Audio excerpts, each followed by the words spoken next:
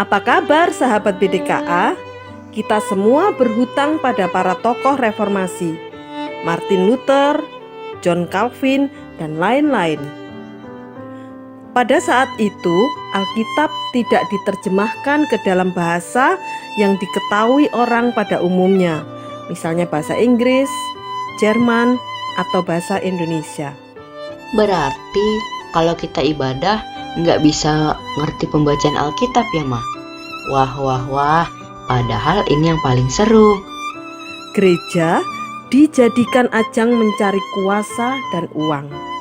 Bersyukur saat ini orang bebas baca Alkitab, sehingga kita tahu bahwa hanya oleh karena iman, melalui anugerah yang diberikan Yesus Kristus, maka kebenaran Tuhan bisa kita hidupi. Apalagi saat ini sudah ada YouTube. Mari kita tidak menyia-nyiakan kesempatan ini. Dengar baik-baik penjelasan guru. Halo adik-adik, yuk kita berdoa karena kita mau belajar dalam petualangan kita di dalam kerajaan Allah. Mari kita berdoa. Bapa di surga, curahkanlah berkat-Mu bagi kami Tuhan, untuk kami boleh belajar kebenaran firman Tuhan. Dalam nama Tuhan Yesus kami berdoa, amin. Adik-adik, dalam petualangan sebelumnya kita melihat bahwa ternyata orang-orang Niniwe bertobat begitu mendengar seruan yang disampaikan oleh Yunus. Seharusnya sebagai seorang pengkhotbah ketika dia menyatakan firman Tuhan dan bertobat, orang yang mendengarkan khotbahnya senang kan? Dan inilah keanehan Yunus. Dia tidak senang adik-adik. Mengapa Yunus tidak senang? Karena ini Alkitab menuliskan dengan jelas. Yunus tahu bahwa Tuhan itu adalah Tuhan yang Maha Pengasih, Maha Penyayang, yang akan mengampuni orang-orang yang sungguh mau bertobat adik-adik. Kok aneh ya? Ya, aneh sekali Yunus ini. Mengapa? Karena dia menganggap bahwa orang-orang Niniwe ini tidak layak mendapatkan pengampunan yang daripada Tuhan. Karena orang-orang Niniwe ini adalah orang-orang yang jahat menurut pandangan dari Yunus adik-adik. Itulah mengapa bagaimanapun juga Yunus tetap mengharapkan Niniwe kena murka daripada Tuhan, sehingga Yunus keluar dari kota Niniwe, namun hanya diam di sebelah timurnya. Kemudian dia membuat sesuatu yang bisa menaungi kepalanya supaya tidak kepanasan, dan dia ingin melihat apa yang terjadi dengan kota Niniwe itu setelah 40 hari. Ini sesuatu yang konyol, sesuatu yang aneh adik-adik. Tetapi mengapakah Tuhan tetap mau memakai Yunus untuk menyatakan kebenaran firman Tuhan? Dan mengapa Tuhan mengizinkan Yunus untuk melihat pertobatan orang-orang Niniwe?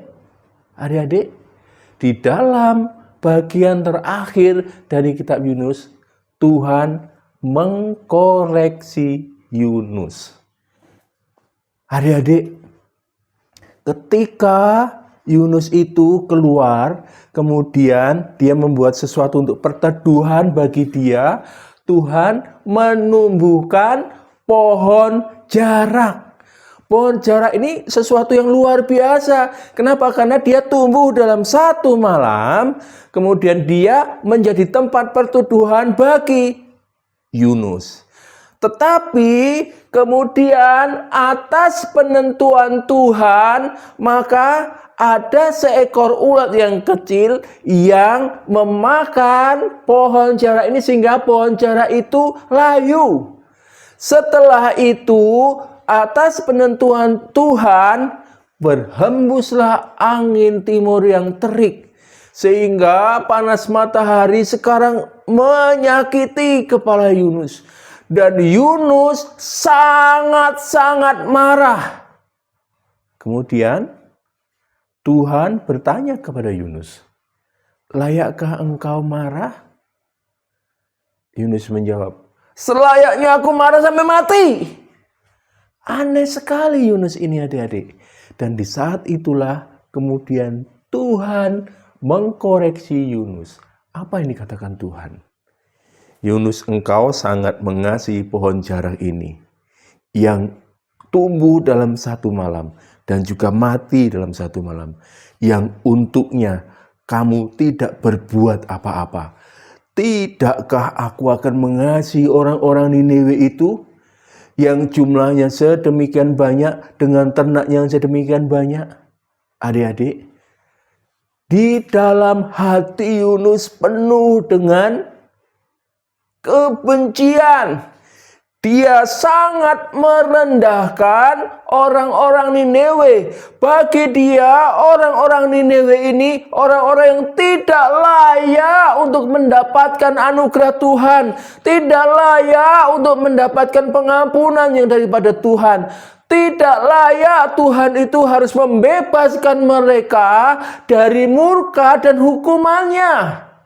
Tidak layak. Yunus tidak menyadari adik-adik bahwa dia sendiri adalah seorang yang tidak layak untuk mendapatkan anugerah Tuhan. Seharusnya Tuhan juga murka kepada Yunus. Mengapa? Karena Yunus terus mengeraskan hati dan melawan Tuhan. Bahkan di pasal ini pun dia menyatakan terus terang, Tuhan, dulu benarkan aku lari dari panggilanmu dan pergi ke Tarsus karena memang aku tidak mau melihat orang Niniwe ini bertobat. Adik-adik, apakah kita juga mempunyai hati seperti Yunus? Kita seringkali melihat orang lain, kita seringkali membandingkan diri dengan orang lain, kemudian kita merasa, aku lebih baik, aku lebih benar, aku lebih layak kok untuk mendapatkan kasih karunia Tuhan. Demikiankah? Tidak adik-adik. Tuhan mengkoreksi Yunus supaya dia mempunyai cinta kasih yang seperti Tuhan. Bagian kitab Yunus ini dibiarkan tidak ada jawaban. Karena Tuhan mau, bukan hanya Yunus yang menjawab, tetapi kita semua harus menjawab di hadapan Tuhan. Apakah kita benar-benar mempunyai kasih seperti Tuhan mengasihi kita? Kita sangat bersyukur karena Tuhan Yesus dengan sempurna melakukan kehendak Bapa dan sempurna menjadi penebus kita. Sehingga walaupun kita seperti Yunus yang sering kali melawan Tuhan, kasih anugerah Tuhan menyempurnakan kita sehingga kita terus dituntun, ditolong untuk menjadi orang-orang yang menyenangkan hati Tuhan. Betapa berbahagianya kita adik-adik. Dan bagian ini mengingatkan kita, biarlah kita tidak menjadi sombong. Karena kalau kita bisa mempunyai perbuatan baik, kalau kita bisa mempunyai perbuatan yang menyenangkan hati Tuhan, itu semata-mata adalah anugerah Tuhan. Seperti orang Niniwe yang menurut Yunus tidak layak mendapatkan anugerah Tuhan. Demikian juga kita, sebenarnya kita tidak layak menerima anugerah Tuhan. Tetapi kasih karunia Tuhan telah dilimpahkan kepada kita. Untuk itulah, mari kita bersyukur dengan sungguh-sungguh hidup mengasihi Tuhan dan akan terwujud di dalam mengasihi sesama kita, terlebih mereka yang belum mengenal Tuhan. Kiranya bagian ini memberkati kita semua. Mari kita berdoa. Bapa di surga, tolonglah kami ya Tuhan, supaya kami tidak mempunyai hati yang keras seperti Yunus, supaya kami tidak menyombongkan diri seperti Yunus yang menganggap orang Niniwe lebih rendah dan tidak layak mendapatkan kasih karunia Tuhan. Ampunkan kami kalau kami juga seringkali mempunyai hati yang demikian.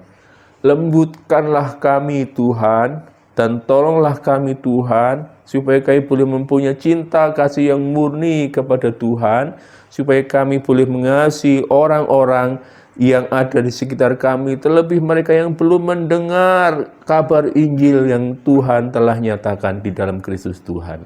Tolong kami Bapa, berkatilah firman-Mu untuk bertumbuh dalam kehidupan kami. Dalam nama Tuhan Yesus kami berdoa, amin.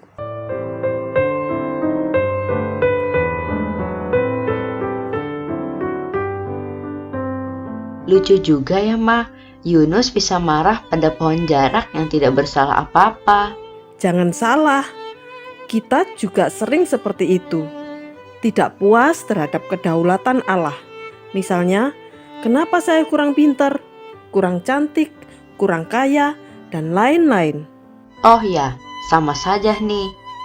Jadi, Allah itu berhak lakukan apa saja yang Dia mau. Hidup umat Tuhan, langkah demi langkah, mencerminkan Kristus yang telah mati, menebus dosa manusia, dan mengutus. Besok kita baca kelanjutan dari 2 Raja-Raja 14 ayat 1 sampai 7 dan 2 Tawarik 25 ayat 1 sampai 14.